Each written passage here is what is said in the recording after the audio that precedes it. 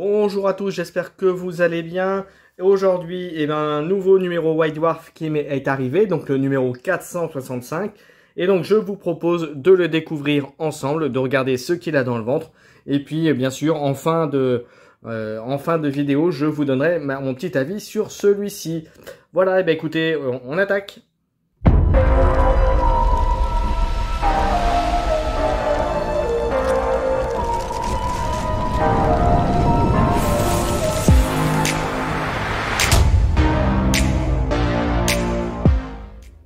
Alors voilà ce qu'on a lorsqu'on a ouvert le paquet, la paquet cartonné, on va dire, qui entoure le White Dwarf 465. On a un petit poster qui comprend, écoutez, regardez, hop, je vous le mets et vous allez découvrir Darktide.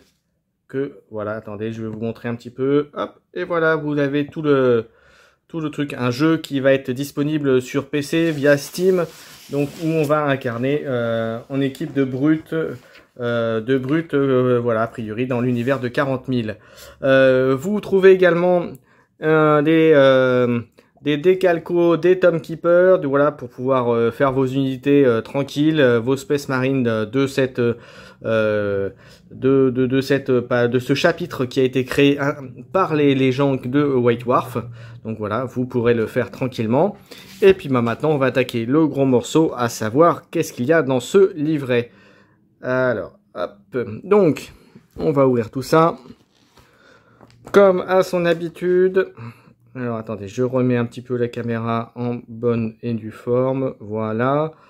Donc, on attaque par, comme d'habitude, le White Dwarf avec le sommaire. On voit que c'est assez fourni, comme d'habitude. Vous avez les deux poudrières. Vous avez la poudrière Warhammer 40 000 et la poudrière Warhammer Age of Sigmar. Donc, avec bien sûr la V3 en approche, hein, comme vous le savez, qui arrive là dans les prochains jours. Et ensuite, on continue avec les belles figurines. Alors, attendez, je vais juste décaler un tout petit peu pour que vous puissiez bien voir. Hop, voilà. Voilà, comme ça, vous avez une meilleure vue. Alors, donc voilà, donc je vous montre très rapidement, bien sûr, les belles figurines. Hop, on continue, on va au plus vite. Alors, ensuite, les montres de Warhammer, comme à chaque fois. Donc, pas mal de fluff aussi, de petites explications. On continue avec du Warhammer 40 000. Vous voyez, les bons Nurgle qui sont là. Hop. Le secteur Charadon, puisque c'est là que se passe la poudrière en l'occurrence. Zone de guerre galactique. Voilà, avec du fluff, du super design. Super design, moi j'aime bien personnellement. Ensuite, convertir les figurines. Vous voyez, avec des pareils, toujours on continue. Pour les amateurs de peinture et de belles figurines. Les couleurs de la contagion. Puisque là, vous voyez, thématique, c'est les Nurgle. Marée funeste, toujours pour la zone poudrière, avec des nouvelles règles de terrain. Donc, mission force de frappe, marée funeste. Voilà, avec la zone de guerre. Croisade du chapitre, les reliques des Tomb Keepers en l'occurrence. On continue à les exploiter, continuer à les faire progresser entre guillemets. Voilà tout ce qu'il vous faut pour les avoir en chapitre. Avec ensuite les légendes, donc du fluff pour continuer. Voilà, petite nouvelle derrière. Voilà, vous verrez ça. Ensuite, les échos du Warp, on reste sur du 40 000 aussi. Donc là, hop, ça continue. Voilà, avec des traits. Voilà, pour à voir ce que ça fait. Je vous laisserai lire, il y a pas mal de choses. Ensuite, insertion atmosphérique. On est toujours sur du 40 000 avec une interview. Voilà, hop, vous verrez. Voilà. Tutoriel peinture numérique. On passe au gros morceau Warhammer Age of Sigmar. Voilà, donc comme vous le savez, il y a la boîte de Dominion qui va bientôt être disponible. La V3 qui est en approche. On continue avec le tome Céleste. Pareil, on vous parle de pas mal de petites choses. Vous verrez, c'est donc sur les Ogors manifestement. les mangeurs de Kraken, Glotter Busulk, Delco Croc, voilà, vous voyez, encore toujours ce truc au milieu que moi personnellement j'aime pas, je vous le dis, hein, sur les Wild Art, je trouve que ça cache un peu le mode de lecture, à moins d'être un fanatique, alors après vous me dites ça s'enlève, mais je trouve que c'est gênant dans la première lecture d'avoir ce truc là au milieu. Ensuite on continue donc toujours sur les ogres, vous verrez il y a même une petite nouvelle, effectivement. Le siège d'Excelsor, donc toujours on continue la poudrière qu'ils ont commencé dans les précédents numéros. Le siège d'Excel 6, royaume de bataille, voilà. Les 2 champs de bataille, vous voyez qu'ils vous proposent pour faire vos batailles. En sachant que tout ça va être remis à jour avec la V3 hein, qui va arriver. Donc l'enclume et la destruction, des nouvelles figurines, Tyran, Kraken Eater, Megagaunt, voilà, des petites choses, vous verrez. Pour les amateurs d'Age of Sigmar, on continue, pareil, des nouvelles figues. Pas de nouvelles figues, de nouvelles armées, on va dire, nouvelles figurines.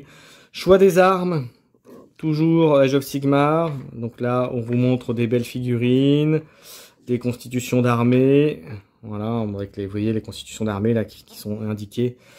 L'armée du chaos, l'ordre, voilà, hop, Lost de l'excès, ouais, avec manifestement des armées à 1000 points, règle d'engagement toujours pour Warhammer 40 000, pour Age of Sigmar, pardon, décidément.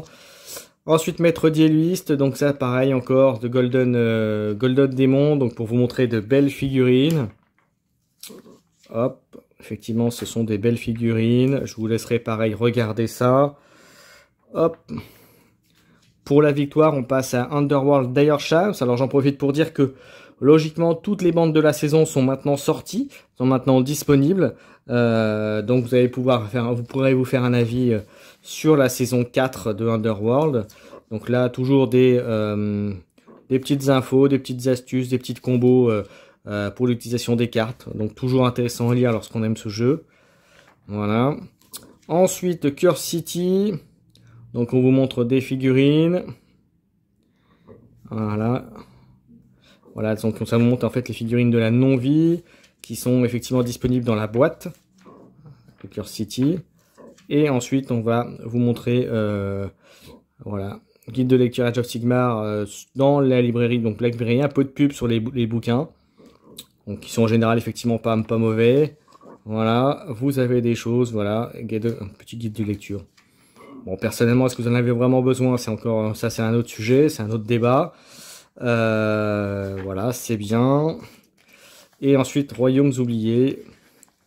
Et je crois qu'on va arriver globalement à la fin du White Dwarf. Voilà, toujours une petite nouvelle pour terminer. Et je crois qu'on va avoir terminé ce White Dwarf 455. Et oui, cœur du studio avec des belles figurines. Et le mois prochain, alors, toujours la poudrière, bingo du hobby, ouais, ok. Quoi en penser de ce numéro? Puisque voilà, on en a fait le tour. Et ben écoutez, ça reste dans la même veine que les 2 ou 3 précédents. À part si vous êtes un amateur de 40 000 et d'Age of Sigmar. Pour le reste, pour les jeux annexes, il n'y a vraiment pas grand chose. Je dirais que c'est presque les parents pauvres des derniers numéros. Donc c'est vraiment dommage qu'ils aient vraiment mis de côté les amateurs comment dirais-je, des jeux annexes comme Warcry, Kill Team, Necromunda. Là pour l'instant il n'y a plus grand chose à se mettre sous la dent. Je peux parler aussi de Titanicus, même s'ils en ont parlé dans le dernier numéro. On peut parler aussi de Aeronautica Imperialis. Donc voilà, toutes ces choses-là, tous ces jeux-là, qui sont pourtant du Games, qui étaient pourtant mis un petit peu dans les White Dwarf. Là on les voit plus trop dessus, donc est-ce qu'ils nous préparent quelque chose? Est-ce que ça a été mis de côté? Alors c'est un peu dommage. Pourtant il manquerait pas grand chose, c'est pas très compliqué. Je pense que vu le nombre qu'ils sont, vu les créateurs qu'ils ont, ce serait pas compliqué de rajouter un petit peu des petits éléments pour faire vivre ces communautés et ces jeux. Donc c'est bien dommage. Donc pour moi c'est un White Dwarf qui est décevant. Même s'il y a du fluff, même si on a du 40 000, même si on a du AOS. Clairement, les petits jeux, les jeux à côté, les jeux annexes sont pour moi délaissés et c'est bien dommage. alors que maintenant on peut commencer à revenir dans nos boutiques, il commence à y avoir des petites opérations qui se relancent, donc c'est vraiment dommage de ne pas pouvoir faire des choses derrière. Voilà, bah écoutez, j'espère que cette vidéo vous aura servi, que voilà, que vous prendrez peut-être ce White Dwarf ou pas, et que ces vidéos vous servent. N'hésitez pas, comme d'habitude, à commenter, mettre un petit pouce, parce que moi ça me permet d'avoir un petit peu un retour sur ces petites vidéos que je fais là sur les White Dwarf. Donc un petit pouce, vous abonner si c'est pas déjà le cas, mettre un petit commentaire aussi, c'est toujours intéressant. Et puis je vous donne rendez-vous le mois prochain pour un prochain White Dwarf. Et puis bientôt des nouvelles vidéos sur Warcry et Kill Team. Voilà, ciao ciao, à bientôt tout le monde.